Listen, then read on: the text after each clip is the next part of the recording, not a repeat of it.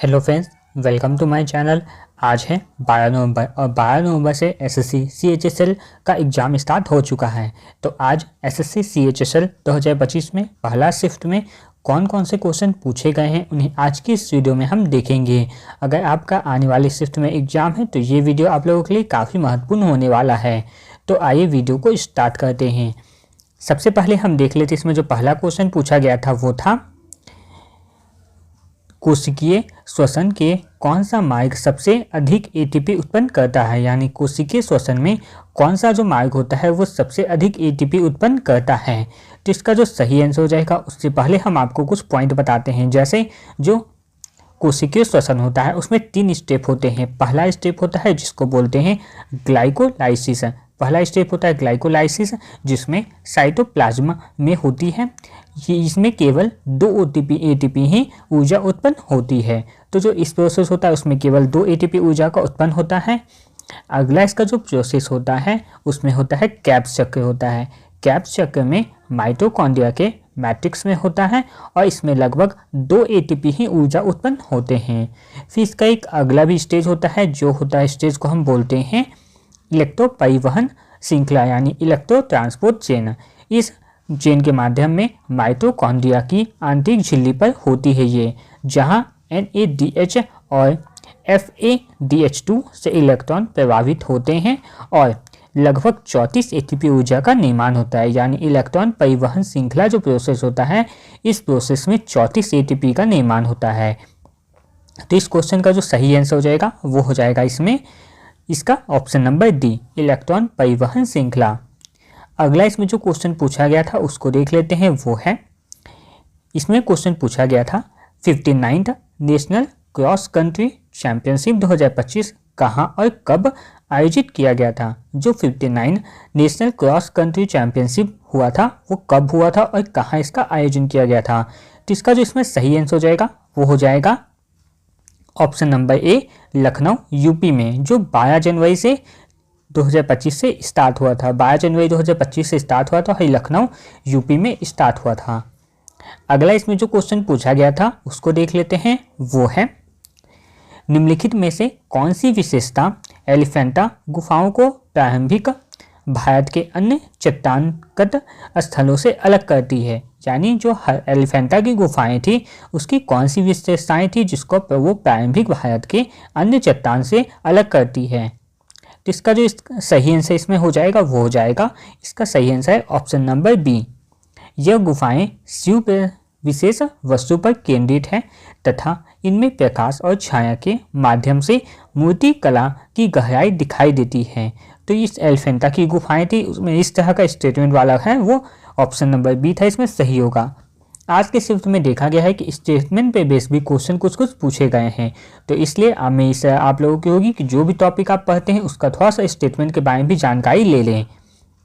ऐसे आज का शिफ्ट अगर ख़त्म हो जाता है तो कल का नेक्स्ट शिफ्ट से जब भी आप लोगों का एग्जाम का एनालिसिस किया जाएगा तो उसमें मैं आप लोगों को इंपॉर्टेंट टॉपिक भी बताते जाऊंगा। आज के एनालिसिस के बेस पे मैं आप लोगों को टॉपिक भी बताऊंगा कि कौन सा टॉपिक है जो इंपॉर्टेंट है जिससे रेगुलर क्वेश्चन पूछे जा रहे हैं।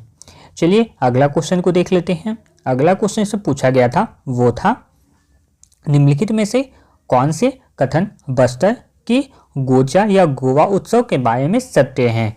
तो इसका सही आंसर हो जाएगा वो हो जाएगा ऑप्शन नंबर 1। टुप की बांस से बनी नकली बंदूक है जिसमें गोलियों के रूप में गोचा फल का उपयोग किया जाता है।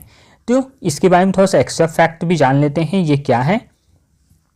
तो ये जो तुपकी होता है ये क्या है, एक विशेष तरह का बांस से बनी नकली बंदूक और गोचा जो फल फायरवर्क निकलती है, जो उसमें जो फायरवर्क उसमें जो निकलती है वो गोचा फल होता है, का उपयोग मॉक ड्रिल युद्ध की तरह किया जाता है। यानी मॉक युद्ध जो होता है उसमें इसी तरह के नकली बांस की बंदूक का और उसमें गोचा के फल का उपयोग किया जाता है।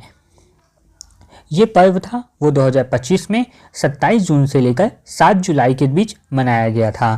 तो इसका जो सही आंसर इसमें हो जाएगा, एक चीज़ और इसमें याद रखिएगा, यह उत्सव सिर्फ धार्मिक नहीं है बल्कि ये सामाजिक एवं सांस्कृतिक मेलजोल का अवसर होता है। तो इसका जो सही आंसर था वो हो जाएगा इसमें ऑप्शन नंबर इसका एक तो सही था, ये हमने देख लिया, पहला ऑप्शन इसमें वो सही हमने देख लिया है। इसके बाद इसका जो नेक्स्ट ऑप्शन था वो था रथ यात्रा की शुरुआत चालुक्य शासकों के द्वारा की गई थी, तो ऑप्शन नंबर 2 है वो भी सही है। जिसका जो सही आंसर हो जाएगा, क्योंकि ये स्टेटमेंट बेस्ड था, तो सही आंसर जो है आंसर नंबर 1 है वो सही हो जाएगा। ऑप्शन नंबर ए और 2 दोनों सही है। इसके बाद नेक्स्ट क्वेश्चन को देख लेते हैं। नेक्स्ट क्वेश्चन क्या है, अगला क्वेश्चन पूछा गया था कर्नाटक संगीत में 5 मात्राओं लघु वाले ताल की किस जाति के नाम से जाना जाता था। यानी कर्नाटक संगीत में जो 5 मात्रा वाले जो होते थे उसे ताल की किस जाति के अंतर्गत जाना जाता था। तो सबसे पहले हम देख लेते हैं कर्नाटक संगीत में कितनी मात्राएं होती थी। तो जो कर्नाटक संगीत थी उसमें लघु की 5 मुख्य जातियां होती थी। लघु की 5 जातियां होती थी। पहली जाति थी जिसको हम बोलते थे तिष्ट जाति। पहली जो जाति है जिसको बोलते हैं तिष्ट जाति, और इसमें 3 मात्रा का उपयोग किया जाता था। अगली जाति है जिसको बोलते हैं चतुरस जाति, जिसमें 4 मात्रा का उपयोग किया जाता था। इसके बाद नेक्स्ट था खंड जाति, जिसमें 5 मात्रा का उपयोग किया जाता था। अगला है मिश्र जाति, जिसमें 7 मात्राओं का उपयोग किया जाता था। तो इसका जो सही आंसर हो जाएगा, एक और जाति इसमें थी वो थी संकीर्ण जाति, जिसमें 9 मात्राओं का उपयोग किया जाता था। तो मैं हमसे क्वेश्चन में पूछा गया था कि कर्नाटक संगीत में 5 मात्राओं वाली हल्की किस जाति के अंतर्गत आते हैं, तो 5 मात्रा वाली जाति को हमने पढ़ा ये खंड जाति के अंतर्गत आते हैं, यानी ऑप्शन नंबर सी है वो सही हो जाएगा। चलिए इसका नेक्स्ट क्वेश्चन देख लेते हैं। वो है, यहाँ पूछा गया था जूडो के बारे में निम्नलिखित में से कौन सा कथन सही है। जूडो के बारे में कौन सा कथन सही है उसकी को बताना था। तो सबसे पहले इसमें पहला दिया हुआ है, जूडो की शुरुआत 1882 में जापान में जियारो कानो के द्वारा की गई थी। टीवी ऑप्शन नंबर ए है वो सही था। अगला इसमें ऑप्शन दिया गया था वो था भारत की पहली राष्ट्रीय जूडो चैंपियनशिप 1970 में दिल्ली विश्वविद्यालय में आयोजित की गई थी। तो ये वाला ऑप्शन गलत है, ये ऑप्शन गलत होगा इसमें। अगला इसमें है कल्पना देवी ने 2010 में जूडो विश्व कप में स्वर्ण पदक जीता था। तो ये भी ऑप्शन गलत है, ऑप्शन नंबर सी भी गलत है। और इसका अगला है जूडो 1965 में ओलंपिक खेल में बन गया था। तो ऑप्शन नंबर डी है वो सही हो जाएगा। यानी इसका ऑप्शन नंबर ए, इस क्वेश्चन का ऑप्शन नंबर ए और ऑप्शन नंबर डी था वो दोनों सही होगा। ठीक है, अगला क्वेश्चन देख लेते हैं। जो इसमें पूछा गया था वो था किस प्राचीन शासक का प्रशासन अपनी अत्यधिक केंद्रीकृत संरचना के लिए जाना जाता है। किस प्राचीन शासक का जो प्रशासन था वो अपनी अत्यधिक केंद्रीकृत संरचना के लिए जाना जाता था। तो इसमें जो सही आंसर हो जाएगा इसका वो हो जाएगा चंद्रगुप्त मौर्य, जो ऑप्शन नंबर बी है वो सही हो जाएगा। चलिए अगला क्वेश्चन देख लेते हैं। अगला क्वेश्चन इसमें पूछा गया था वो था चिराव बांस की झाड़ियों का उपयोग करके किस जाने वाली बांस नृत्य किस राज्य का लोक नृत्य है।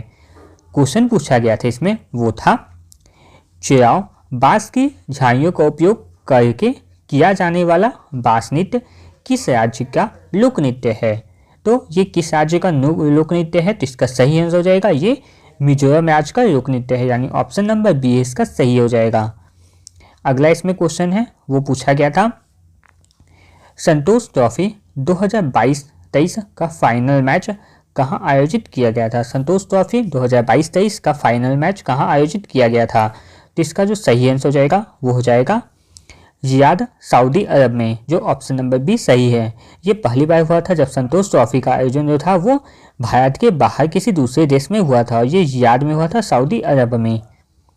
अगला इसमें क्वेश्चन देख लेते हैं। जो पूछा गया था वो था निम्नलिखित में से कौन सा global fire military strength index 2025 में मूल्यांकन किया जाने वाला प्रमुख कारक होता है।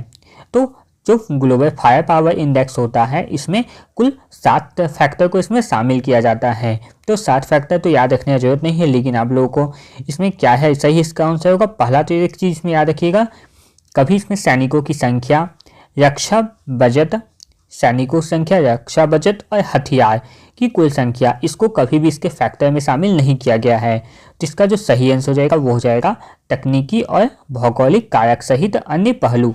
तो ये ऑप्शन नंबर सी है इसका सही आंसर हो जाएगा। अगला इसमें क्वेश्चन देखते हैं। जो पूछा गया था वो है 2024 में शुरू किए गए राष्ट्रीय ढांचा जलवायु सेवाओं के लिए मुख्य उद्देश्य क्या है, जो 2024 में शुरू किया गया था। राष्ट्रीय ढांचा जलवायु सेवा, national framework for climate service, इसका मुख्य उद्देश्य क्या था। तो इसका जो मुख्य उद्देश्य इसमें था वो था ऑप्शन नंबर 20 का सही है, कृषि, स्वास्थ्य, ऊर्जा, आपदा प्रबंधन आदि क्षेत्रों में समय समय पर और व्यवहार योग्य जलवायु जानकारी उपलब्ध कराना। तो इसका सही आंसर था। चलिए फिर अगला क्वेश्चन देख लेते हैं, जिसमें था वो है पृथ्वी की परपति में आर्गन का उत्पादन किसके माध्यम से होता है। पृथ्वी की जो परपति है उसमें आर्गन का जो निर्माण होता है वो किसके माध्यम से होता है। तो इसका जो सही आंसर हो जाएगा वो हो जाएगा ऑप्शन नंबर ए, पोटेशियम 40 का रेडियोधर्मी क्षय। पोटेशियम 40 जो रेडियोधर्मी क्षय है उसका उपयोग आर्गन का उत्पादन के लिए किया जाता है। इसके बाद नेक्स्ट इसमें जो क्वेश्चन पूछा गया था वो है 42वें संविधान संशोधन के बाद शिक्षा को अब किस सूची में रखा गया। 42वां संविधान संशोधन जो 1976 में हुआ था उसके बाद बोला जा रहा है कि शिक्षा को था वो किस सूची में शामिल किया गया। तो 42वां संविधान संशोधन के पहले केवल राज्य को ही उस राज्य में शिक्षा से संबंधित कानून बनाने का अधिकार था, लेकिन जब 42वां संविधान संशोधन हो गया उसके बाद ये अधिकार था वो समवर्ती सूची के अंतर्गत आ गया।